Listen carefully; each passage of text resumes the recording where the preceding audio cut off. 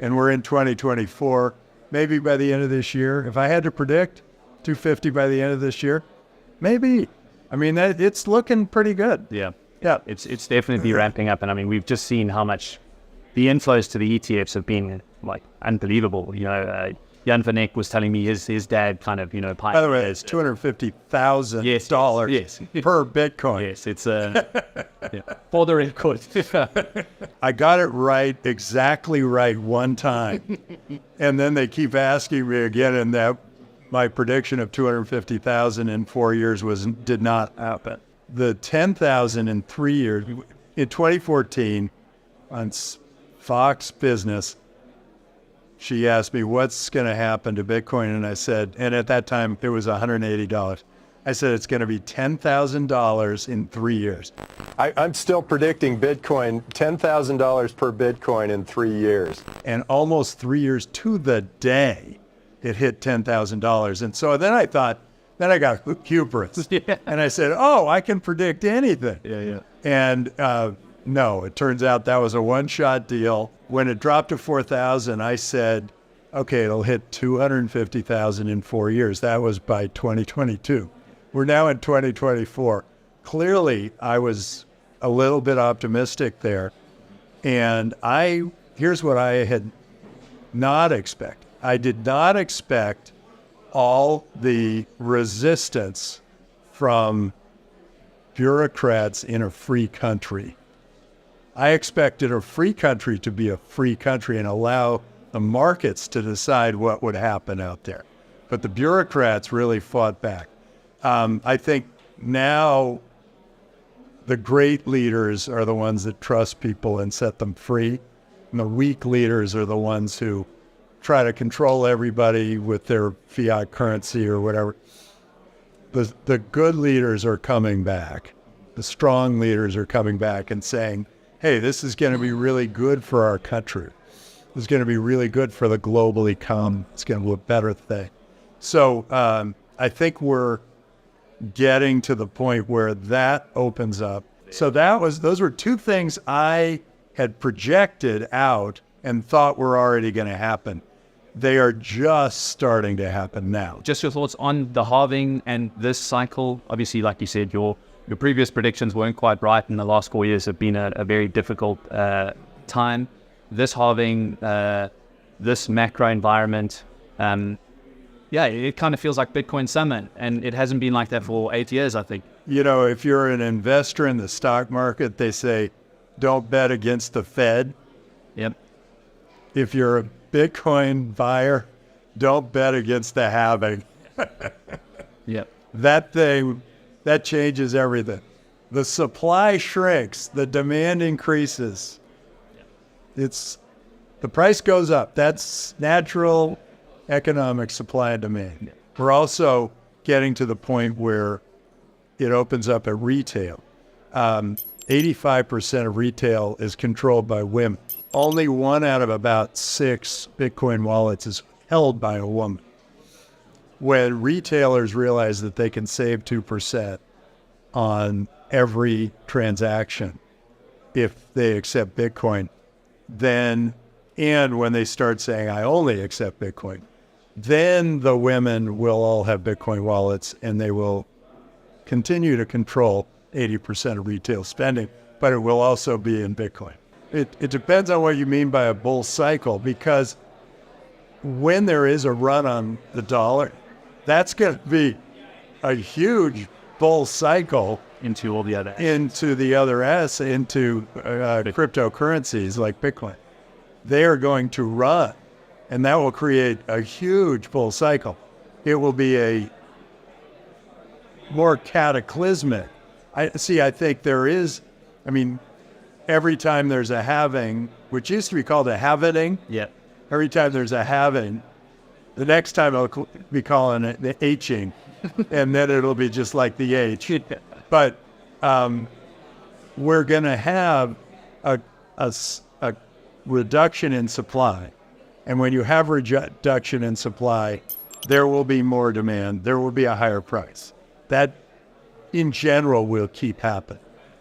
But I think the real, the The point at which it all ends up stabilizing is when we no longer are using any fiat currencies, no government currencies, no political currencies, no currencies that any one, authority figure can manipulate. Just lastly, as an investor, it's never too late to invest in Bitcoin.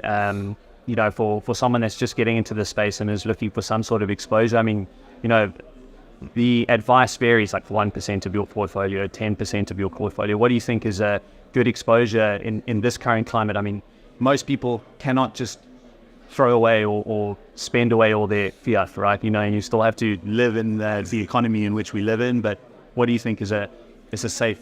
Well, I think everybody has to make their own decision. But I was with a bunch of my friends, and Bitcoin was, I think, 7,000. And I said to them, actually, it may have been 700. And I said to them, look, just put 2% of your net worth into this thing. Something's going to happen here. It's going to be it may be worth nothing, but it may be like transformative to the global economy. So you may want to have some. And none of them took me up on my suggestion. And I would expect the exact same thing to happen to anybody that your viewing audience, that if they haven't bought Bitcoin by now, are they going to? Are they ever going to? Or are they going to just be a part of the people who are clawing at the bank to try to get their dollars out and try to get Bitcoin for it? I think if you haven't bought some Bitcoin by now, I mean, I think you should. Yeah. Because the future I see is one where if you don't have some to take care of yourself when the dollars become worthless, there's going to be a hole in your life. Yeah. I tell my companies, my startup companies, you now need a treasury. After Silicon Valley Bank went under, you now need a treasury strategy. And they say, well, what should it be? And I say, well, put some of it in a big bag, put some of it in a small bag, and some into Bitcoin. And first they say, wait, why a small bag? I say, well, because the government will bail out a small bag. But if a big bag goes under, you're in big trouble. And then they say, well, why Bitcoin? And I say, because you're responsible for at least 2 weeks, maybe 4 weeks of payroll. And if any of your banks go under, or all of your banks go under, you're not going to have money to pay those people. And you are going to be personally responsible for that money. So you better have something else. And Bitcoin's a perfect solution for that. Yeah, the reality is quite crazy, actually, if you think about it. I mean, as you mentioned, just as a parting thought, the next 5 years, it's never too late to buy Bitcoin. And you look at the proponents out there, forget about the price. It's more about it the is store of too it. late to buy Bitcoin when there's a run on the dollar. Yes. I mean, people don't understand what that was like unless they were a part of Silicon Valley Bank when it was collapsing in that Thursday to Sunday. Well, they got a little bit of a window of what happens when there's a run on a bank. Exactly. When people are saying, I get my money out, I need my money out. Yeah. And guys like Circle, USDC was directly impacted by that. And I don't think they foresaw it, So, I mean, if a stablecoin issuer is having the same problem with a traditional bank, it's a bit of an eye-opener. And I've always thought stablecoins were a bridge to Bitcoin. I've never thought of them as like a permanent part of our economy because they are tied to fiat. They're tied to political currencies. Yes. Now, if they're tied to Bitcoin and other altcoins, that's a little different. And I've seen some of those. Yeah. But if it's a stablecoin tied to something that we're just comfortable with now, they're going down at the same time as the dollar goes down. Do you see that happening in the future, though, Nick? The dollar failing in the next 10, 20 years? I mean, what is the reality of that? It might be, I think when I can buy food, clothing, shelter, and pay my taxes all in Bitcoin, I don't need any more dollars and I will get rid of all of them. And I think that will be true of everyone. And they it's just starting to dawn on people, and it's just starting to dawn on the retailers that they should be accepting Bitcoin and eventually only accept Bitcoin. But there will be a moment in time, and I don't know whether it's a day or a month or maybe over the course of 2 months or something, and I don't know when it will start, whether it'll be a year or 5 years or whatever, maybe even 10 years out. But it'll happen very rapidly. People learn things very quickly now with you guys, with social media, with whatever.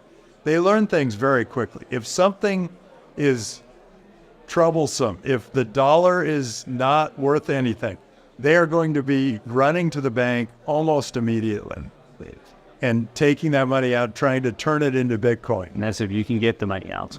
Yeah. Which you won't be able to. Yeah. But I think it's going to be like Confederate dollars, where when the Confederacy lost to the Union, the only thing that anybody valued were Union dollars. And so people were printing $1 million, Confederate dollars and trying to, here, take this. But there's a moment where Confederate dollars are completely worthless. And I think the same thing could be happening in the next, 7 years? Sometime in the next 7 years, I think that we will have that cataclysmic event.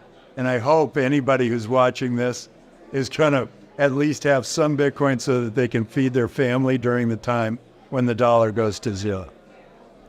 We heard it from Tim Draper. Hopefully, hopefully that doesn't come to fruition. But if you can, save yourself now. It will, because I think it's going to be better for the world to be operating in a trusted currency, in a trusted system not tied to political forces. So I actually think that it will be a really good thing.